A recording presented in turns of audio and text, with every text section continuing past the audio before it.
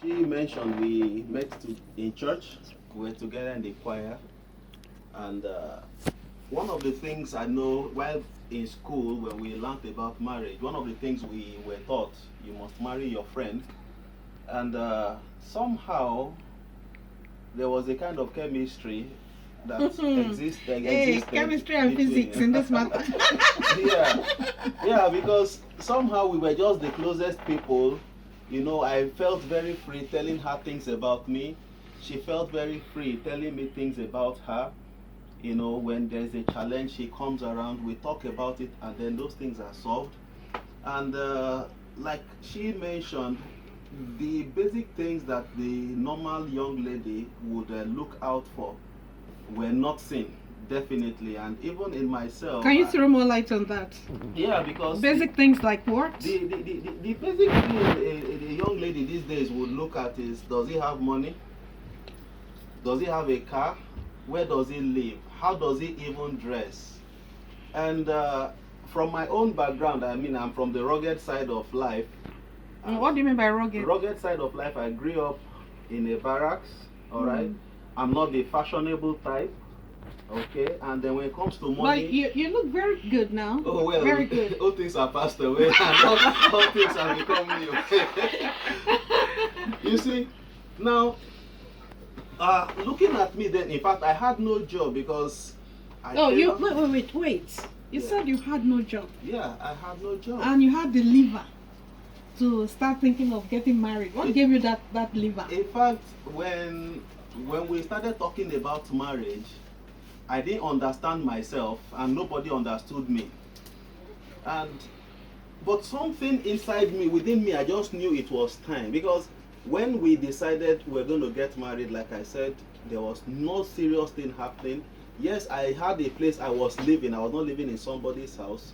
The rents were being paid, sometimes being owed.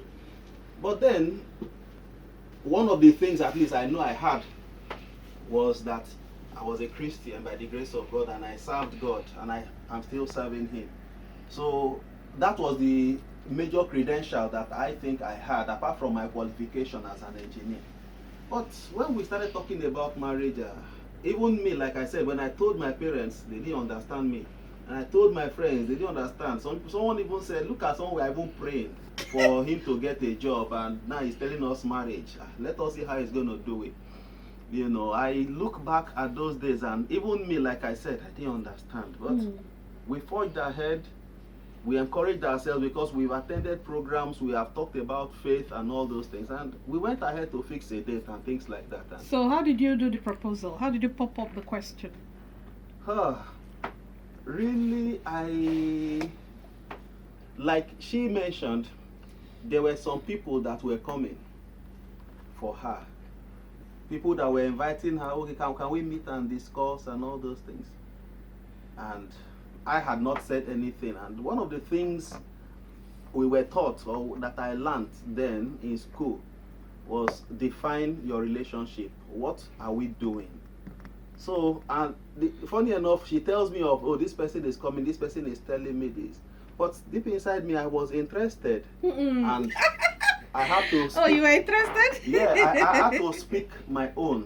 Okay. I had to speak my own. And before they overtake you. She had her choice to make anyway. So okay. Good at it. She chose rightly. Okay. All right. Mrs. Alfred, I salute your courage. You know, you saw a young man without a job and you decided to marry him. What gave you that courage? I must commend you because it's not easy. As at the time he proposed to you, what was going through your mind? As you know everything about him, you knew he didn't have a job or a place to stay, so to speak, yet you accepted the proposal. Why and how? I mean, it's unthinkable. Thank you very much, Rachel. Okay, you know, when I go to so many marriage seminars and single seminars, you know, and we are told some things about knowing who you really want. It's not about the physical thing, though. It's not about the physical. It's about the inner part of the person, the real person. When you look at the look at people around you. You notice that this person might have all the money on earth, but that person, you're not seeing that person. When I mean you're not seeing that person, I mean you don't marry the physical thing you're seeing. You're marrying a particular person with character. Now you must look at the person's character. If the person is a good listener, if this person is godly, if this person, the inner part of the being of the person. So what I looked at was, this person is a good listener. This person, even when he doesn't have, he can share the little he has. Okay? How is his family? How is his relationship with God? That's major. That is the major thing. So after that, I was like, okay, the physical part, I might not really like what I'm seeing, but I can work on that. And so many people were like, even to a pastor told me, what did you see in this person? When you went to school and you like fashion and this person does not really give you does not want it. Dressing anyhow. Yes. So what did you say? I was like, me, I want the inner part first. Then the outer part, I can work on that. But the inner part, you cannot work on it. Which is what most people don't really go look out for. You can't work. Once a person has a bad character, that you cannot change. But you can change how somebody dresses. You can change what the person eats. It's not so. You can change the physical part of a person. So I looked at the inner part and I felt maybe this is what I want. And again, the family too. And that was what really pushed me. Okay. All right, Chama, we'll throw the next question. Okay, let me go to Engineer Alfred right now. You guys have been on for the past 14 years plus. Whoa. And how has it been? Is it a smooth ride all the way, or there have been some ups and downs? Please, can you just tell us? Because somebody out there wants to learn from your story. Thank you very much, Chioma. I need everyone listening to understand there is nothing like happily ever after kind of thing that they tell us. Those things are in the movies. There is no marriage that is not challenged.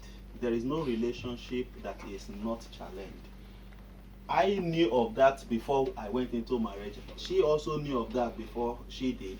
By God's grace, we were exposed to some learnings, and we understood that there was no marriage that was not going to be challenged. But one thing was certain, with all the challenges, we were going to come out. So I wouldn't tell you that in the past 14 years we've not had issues. We have had our share of issues. But one thing we've come to know is, it is until death do us part. We are in it, and whatever the problem, we need to sort them out and move on, and that has kept us going. Okay. So that's it. Let me take this question to Amara. In these 14 years, there has been cases of, I don't like what my husband did. I don't like the way he treated me, maybe before the friends or in-laws or church members or something. How do you convey this message to him? Do you keep it to yourself? Do you throw it at him at every slightest opportunity? How do you resolve issues when you guys have one? Okay, thank you, Shoma. Personally, I know women sometimes will not really keep like blowing out. But what I have learned in these few years, I've learned to, like, if I'm angry, maybe when he has done something I don't like, number one, I don't keep it to heart. I don't do that. No matter what it is. I make sure I call him at home. I'll tell him, see, just within us, between the two of us in the bedroom, I don't like it. In the other room. Yeah, and the In other the room. other room. In the other room. I don't like Very it. important. See, you did it like this. It's not supposed to be like this. It's supposed to be like this. I don't know why you did it like this. I'm not happy. Sometimes you like, I like the way I did it. But the most important thing is, I always tell myself, my happiness is in my hands. So I try to, like, this is how it is. Try to work on it. If he listens or not, I don't put it to heart. I move on. But you have aired your I have mouth. said my mind. That's the most important thing. All right, still on you, Amara. When you told your parents you were going to marry a young, jobless man, when you went to inform your parents, how did they take it, and how were you able to convince them that he's the man for me despite all odds? Okay. All right. My dad always says something that when you're up to that age, he said, he told me personally, if anybody wants to bring the person home. So then he comes to the house. My dad will tell them sit in the sitting room, those things. So he knew who he was. They knew his character. He's not a person that hides his character. This is him, and they saw him that way. You understand? So at the point, even when I was like, I don't want, they said, no, he's a nice person. Go for it. If they were even the one encouraging me to do it, because they are seeing more. Your parents always see more than you can see, and that was what happened. No, that's nice. Now, one of the issues in marriage is finances. That's one major problem people have. So I want Engineer Alfred to. Madam will still talk. How have you been able to weather the storms in your finances through the years? Now, at what point did you become financially independent? Remember, you were not working. Mm-hmm. So at That's right. what point did you start working, and at what point did you start planning your finances? Now, like I said, I didn't have anything doing, but one of the prayers I had prayed was, I don't want to depend on my wife for money. I prayed that prayer. It was a personal thing I had prayed all the time. And then we got married. In fact, it was the wedding was just God, and we did. I want to know about how God did it. Very important. Well, Your story is encouraging somebody out there. Yes. Now, like I said, I was a committed member of the church. I had some little savings, which we used to do one or two things. But then, because of my personality and because of her own personality in church, because of course, yes, I was not working, I didn't have a paid employment, but I was busy in the church. I was very, very busy in church. So when it was time, people took it upon themselves. They assisted, and in fact, one of our pastors, I went to see him, he said, let me see your budget for drinks. And what I did, I had a budget for everything. And he said, where's your budget for drinks? And I was ready. I gave it to him. He looked at it. He said, okay, no problem. He just kept it. Everything on that list, that was a wish list. But he supplied everything on that list. We had the wedding, and now marriage had started. The next thing is, it's not good for a married man to wake up in the morning, just sit in the house. What do you do? What should we do? And I discussed with her, and I decided, I had a friend who had an office. So I agreed, he's into computers. I'll come to your office just to sit down, learn what you are doing. Just be busy with it. Don't pay me salary. But let me wake up, go out in the morning, and when I come back and close like people are closing. And that's what we're doing. And I was in that same place when I got a call. Oh, there's a company. Oh, please go there, go and submit your CV to so and so person. I went. And then, in fact, that day I prayed a prayer. I was on a bike. How many months? Within that same month, we actually wedded on 20th of May, and this was happening middle of June. And normally, because of course, like I said, I was always calculating my money. So if I'm going out, I know I'm spending this amount. So that day, going back to pick my CV was out of the day's budget. So I prayed. I said, God, I'm spending outside the plan for today. Let this thing not be in vain. I don't know where that prayer came from, but I know I prayed that prayer on the bike. I went, picked my CV, submitted. Of course, I didn't go back there again that day. And after some days, I was still there. They called me, there's going to be an interview. So on 29th June, that was a month and 9 days, we went for that interview. And on that same day, we were told we had been taken. Just like that. Just like that. That's how I got the job. That is awesome. Started. So now coming to finances, one of the things I have also learned, by God's grace, my parents are Christians. When it comes to finances, everybody knows what daddy earns. Even me, I knew my dad's salary, not the talk of my mom.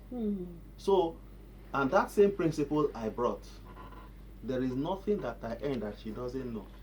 If when they gave me appointment letter, I gave her. In fact, on the day of interview that they gave us money, before I even got home, I told her they gave us. Oh, you understand? So this has helped us because we both know what we have in the family, and we both plan together. Because I'm not a very good planner. That's the truth.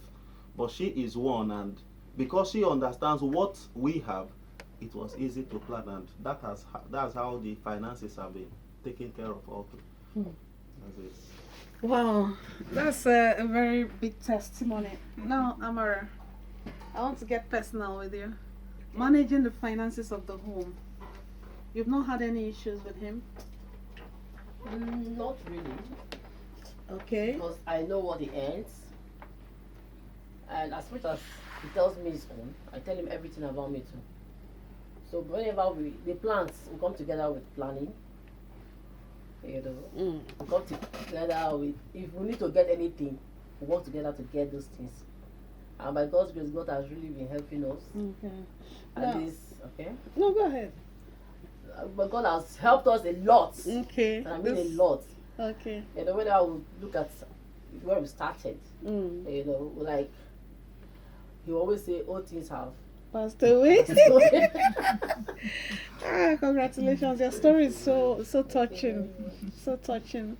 Now, what issues have you had in the marriage? Okay, you may not go into details. Have there been a time you feel like I can't do this again? I don't think I can go. You didn't voice it out too. So that will bring me to how do you settle issues in the marriage? Okay. Thank you very much once more. When it comes to issues in a marriage, I always tell singles. Or is it that Never- you've never had issues? It's been all No, rosy. so many. It's very normal. These are two different people coming together to become one. So you must have issues.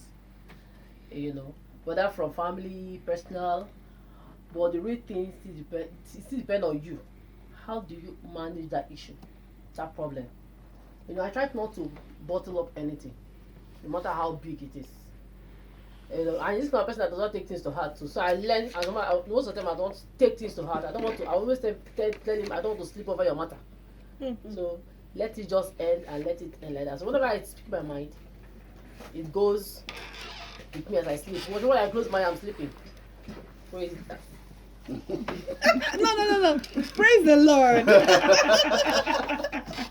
You know, it really shows that it is flowing. Okay, Whatever so, she's saying is yeah. coming from the inside, and that's exactly That's how just it it. is. I don't really bottle up things. I don't sleep over anything. I don't try to like hold myself from him. Or maybe try to like run away from him. No. I try as much as possible. It has to be said to do. Laugh over it and bring up other things that will make us smile. And life goes on. Okay. Now, before I go into the question I want to ask, maybe I'll start with Engineer Alfred concerning the in-laws. Amara, let me take this on you or with you right now. The area of the man has the final say. How do you deal with it? Because sometimes you have beautiful ideas. You have things that you want to be executed like this. And maybe he's not even thinking that. Maybe he doesn't, that thing has not crossed, or he has not made up his mind concerning it. And all of a sudden, he will tell you, hold. Or he tells you, wait. Or he tells you, no, we can't do it. You can't do this right now. How do you deal with that aspect of he is the head, he has the final say, that last decision must be taken by him? How do you handle it?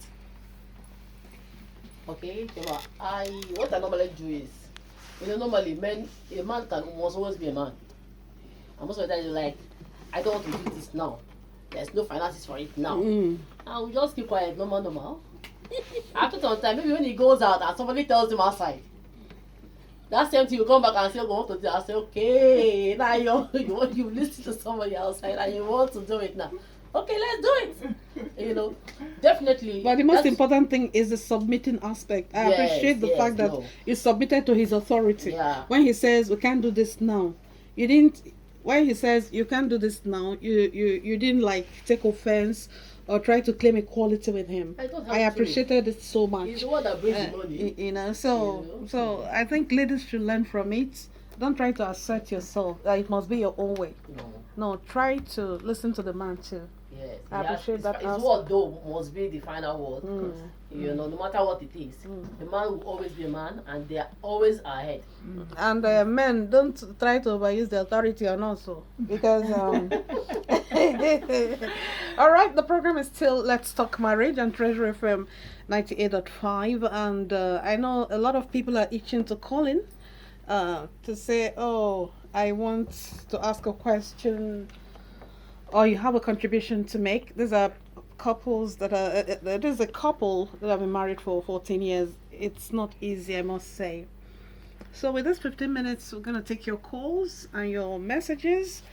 The number to call is 0809 757 2450. 0809 757 2450. You have any question to ask this couple on their marriage, or you have something bothering you which you want to talk about? 0809 757 2450. We also, okay, we have a call already. Hello, good afternoon.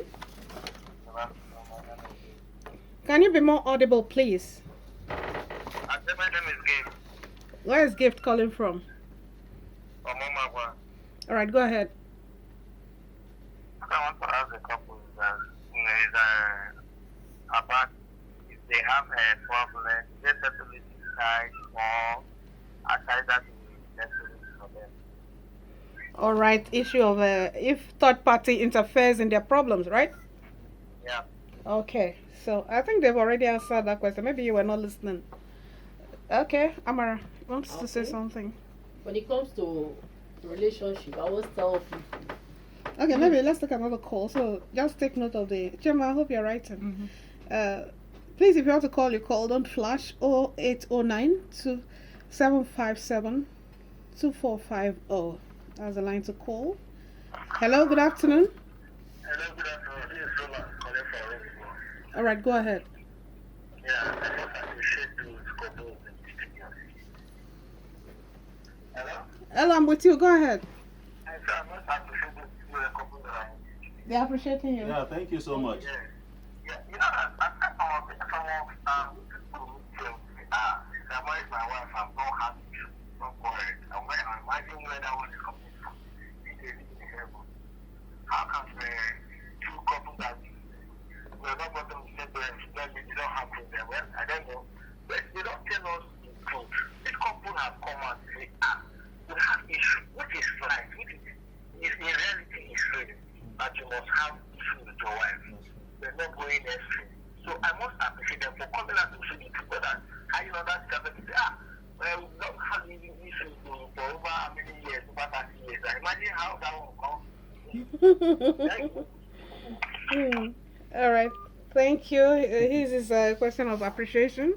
That he appreciates your honesty.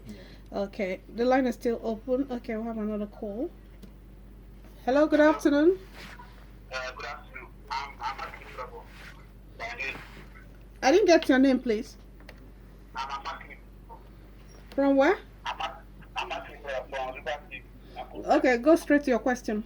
At what point do you agree to listen what he or she is talking? Can you throw more light on that? At what point do you agree to listen? So let's say what the man or woman say, because she mentioned the word listening, that you want to get married, get the character, personality, the family, and the listening. So it's that one, the listening that is better. All right. At what point do you listen to your spouse or turn down what the person is saying? Okay, Chama, how many questions do we have now? We just have two. The other one was just Okay. a compliment. Okay, the other line is ringing, even though I didn't call that line. It's ringing. Let's see if we can go through. Hello? Yeah, your line is very faint. Your name and where you're calling from. My name is Okay, where are you calling from? calling from. Can you speak louder, please? My name is Paul. I'm calling from Port Harcourt. Okay, go straight to your question. You're welcome. Yeah. I Yeah, good afternoon. Good afternoon. The question I want to ask, how do people, have you ever had quarrel one day, like, to your wife, in another room? Have you had that quarrel one day? I want to know. I didn't get. You said if they've had quarrels, how? Oh, we didn't really get that question before he. Well, I think I had something like the other room, but he didn't even. He wasn't very audible. But it's okay. The line is still open. 0809 757 2450. Okay, we got a call. Hello, good afternoon. What's your name and where are you calling from? I'm calling from Africa. You're welcome. Go ahead. But is there everything that once you will just say yes to it, including the bad ones, just for me to be submissive to him?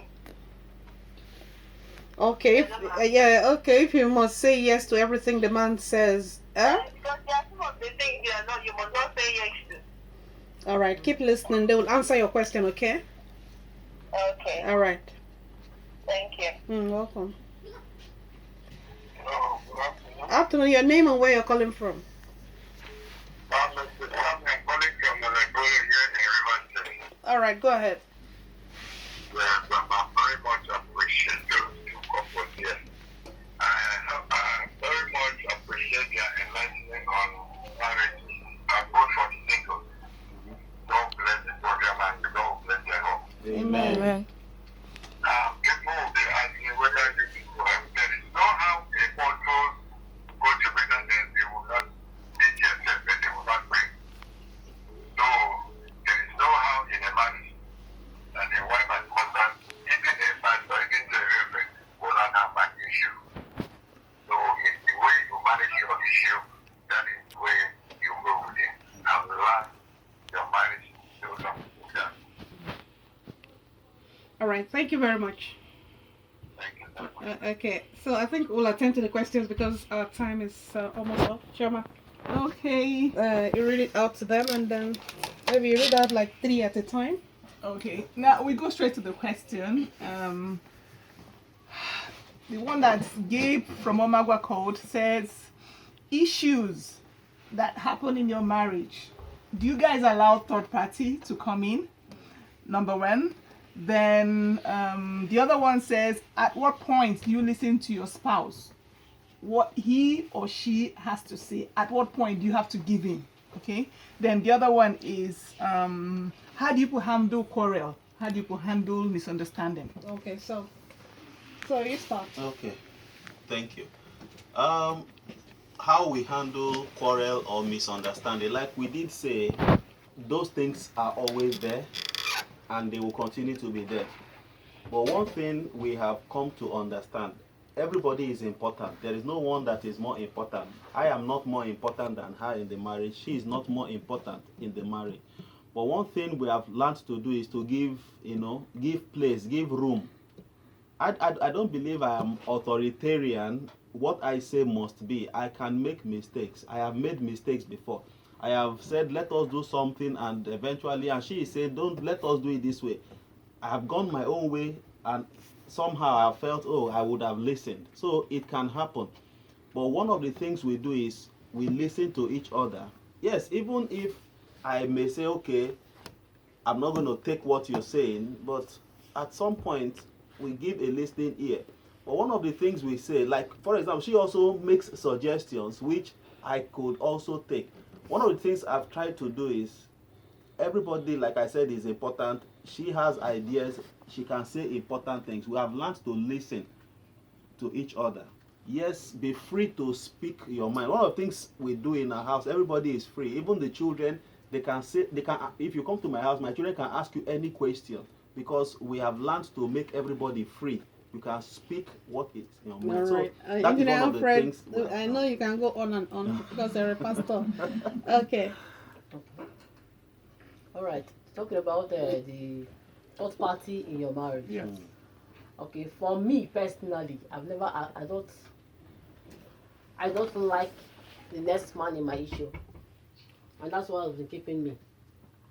You understand? Because once the next person hears it, it's to go out of the proportion and to become another thing out of what you people have in mind. So I always put my problem to keep it to myself and we settle it immediately. Okay, we discuss it, it is settled. Nobody, even my parents don't hear it. Okay? I don't try to like, oh, sit down with my brother, my sister, look at what my husband did. Because if you discuss your husband, definitely the family will discuss your husband.